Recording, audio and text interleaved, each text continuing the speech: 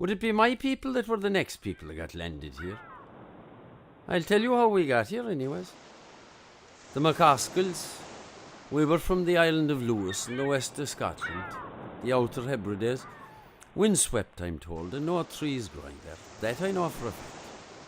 But times were hard for the Gaelic speakers. The laird had no time for them at all. He said they didn't even have the right to harvest the seaweed which they used to put in the land. Sending it south to Glasgow he was to make sodium in the factories there. And then 1835 and 36 and 37 when the spuds failed. Jesus, the people couldn't even pay their rent. Thrown off their land they were. And when they gathered in Borriglum, the laird worried that they were planning a rising and he sent the redcoats.